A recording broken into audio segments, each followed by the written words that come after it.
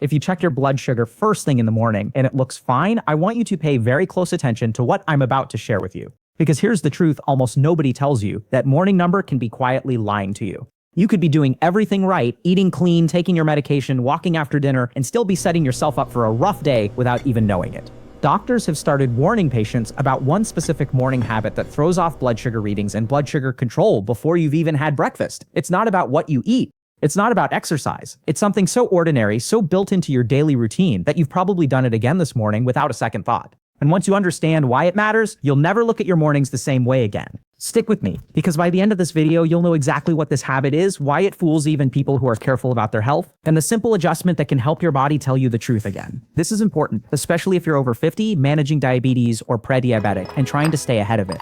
Let's get into it. Let's start with what's really going on here, because once you see it, you can't unsee it. Every morning, your body goes through something called the dawn effect. While you're sleeping, your body naturally releases hormones to wake you up and get you moving. Hormones like cortisol. This is completely normal. It happens to everyone, diabetic or not. But here's where it gets tricky. For a lot of people over 50, this natural wake-up process pushes blood sugar levels up before you've even opened your eyes. And that's not the habit I'm talking about. That's just the setup. The real problem happens right after you wake up. Think about your own morning for a second. You open your eyes, maybe you check your phone.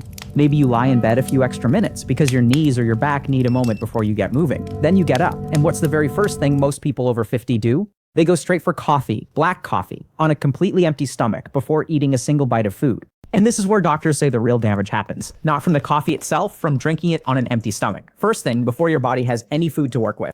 When you do that, your body reacts almost like it's under stress. It releases more of those same stress hormones we just talked about. And for a lot of people, that spikes blood sugar even higher than the dawn effect alone.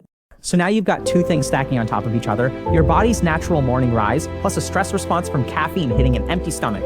And most people have no idea it's happening because they feel completely normal. No shakiness, no warning signs, just a quiet, invisible spike. Here's what makes this so sneaky. If you test your blood sugar right when you wake up, before that coffee, the number can look totally fine. Reassuring even, so you relax. You think, I'm doing okay, but that reading doesn't capture what happens 20, 30, 60 minutes later, after the coffee, after the stress hormones kick in. That's the lie I mentioned. Not that the number itself is wrong, it's that it's only telling you half the story. Now I want to pause here because this is very important. I am not telling you coffee is your enemy. I am not telling you to throw out your favorite morning mug. That's not what this is about. This is about timing and about understanding what your body actually needs the moment you wake up. Think about someone you know, maybe it's you who's been managing this for years, doing the walks, watching the carbs, taking medication exactly as prescribed. And still, some mornings numbers are just a little higher than expected for no obvious reason. Frustrating, right? Almost like your own body is working against you. Well, for a lot of people, this exact habit, coffee before food, turns out to be a hidden piece of that puzzle. Not the whole answer, but a real piece. And here's something else worth sitting with for a moment. This isn't just about diabetics. If you're someone who deals with afternoon energy crashes, brain fog around mid-morning, or that shaky, irritable feeling before lunch, this same habit could be quietly involved in that too. Your body doesn't like big swings. Up fast, down fast. That roller coaster is exhausting, even if you can't always name why you feel off. So now the question becomes, what should you actually be doing differently first thing in the morning? Because simply skipping coffee isn't realistic for most people, and honestly, it's not necessary. There's a much simpler shift, something small, something you can start tomorrow morning without changing your whole routine. And that's exactly what we're going to walk through next, step by step, so you know precisely what to do the moment your alarm goes off.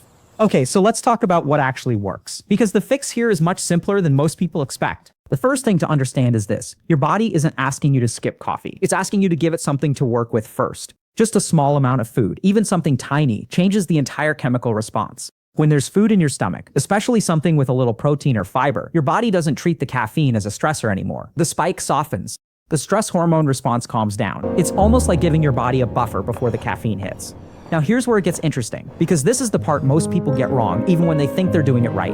A lot of folks will say, well, I already eat breakfast. But then when you ask what time, it turns out they've had coffee for 20, 30, sometimes even 45 minutes before they eat anything.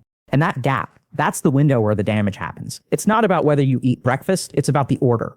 Coffee first, food second is the pattern doctors are specifically warning about. Flip that order and you flip the outcome. So what does this actually look like in real life? It's simpler than you think. Before you pour that first cup, have something small, a handful of nuts, a hard-boiled egg you prepped the night before, even half a banana with a spoon of peanut butter. You don't need a full meal at 6 in the morning. You just need something to break the fast before the caffeine arrives. Some people keep a small bowl of almonds right next to the coffee maker, so it's the first thing their hand touches. Others prep something the night before, so there's zero effort required when they're half awake and moving on autopilot. And here's a small twist that surprises a lot of people. It's not just what you eat, it's also how you drink your coffee that matters. Black coffee on an empty stomach hits harder and faster than coffee with a little milk or cream. The fat and protein in dairy or a plant-based alternative slow down how quickly caffeine enters your system. So even that small change, adding a splash of milk instead of drinking it black, can soften the spike if you haven't had a chance to eat yet. There's something else worth mentioning here, something that surprises almost everyone the first time they hear it. Movement matters just as much as food. If you can, take a short walk, even just a few minutes around the kitchen, out to get the mail, or around the block after you eat and before you sit down for coffee. That short bit of movement helps your muscles start using the sugar that's already circulating from the dawn effect we talked about earlier. It's like giving your body a head start before the caffeine even shows up. Now, I know what some of you might be thinking. This sounds like a lot to remember first thing in the morning. I understand that completely. So let's simplify it into something you can actually follow. Half asleep without overthinking it. Small bite of food first, coffee second, ideally with a little milk if you haven't eaten yet. A few minutes of light movement if your body allows it. That's the whole shift. No special products, no expensive supplements, no complicated rules. And here's the part that tends to surprise people the most. Many who've made just this one change, flipping the order of food and coffee, start noticing a difference within days, not weeks. Days. Steadier energy through the morning. Less of that mid-morning crash. Numbers that hold more consistently instead of that unexplained climb. But there's one more piece to this puzzle, something that ties everything together and explains why this habit matters so much more than people realize, especially as we get a little older. And that's exactly what we need to talk about next. Here's the piece that ties everything together, and once you understand it, this whole habit will make complete sense. As we get older, our bodies become more sensitive to these little swings. In your 20s or 30s, a stress spike from caffeine on an empty stomach might come and go without much notice. Your body bounces back quickly, but after 50, that same spike lingers longer. It takes more time to settle. And over months, over years, those repeated little spikes every single morning, day after day, start to add up. Not in a dramatic way, quietly, slowly. The kind of thing you don't notice until one day you realize your energy isn't what it used to be, or your numbers have crept up little by little without any single big change to explain it. This is exactly why doctors have started paying closer attention to something as small as morning coffee timing, because it's not one dramatic mistake. It's a small repeated pattern, and repeated patterns are what shape long-term health. The good news in all of this, and I want you to really hear this part, is that small patterns can be changed just as easily as they were formed. You didn't need a dramatic overhaul to create this habit. You just fell into it morning after morning without realizing it. And that means fixing it doesn't require a dramatic overhaul either. Think about it this way. Tomorrow morning, when your alarm goes off, you have a choice. You can reach for the coffee first, the way you always have. Or you can pause for 30 seconds, grab a few almonds or half a banana, and let your body catch up before the caffeine arrives. That's it. That's the entire decision point. 30 seconds that could change how your whole day unfolds. I want you to imagine for a moment what a week of steadier mornings might feel like. No more of that unexplained sluggishness by 10 a.m. And no more wondering why your numbers look a little off even though you did everything else right.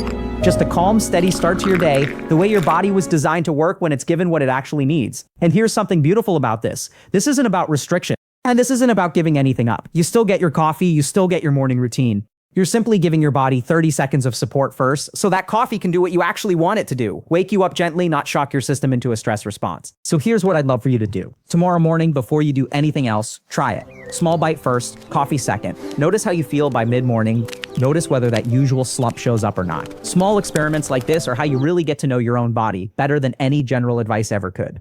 If this helped you see your mornings a little differently, that alone makes this worth sharing.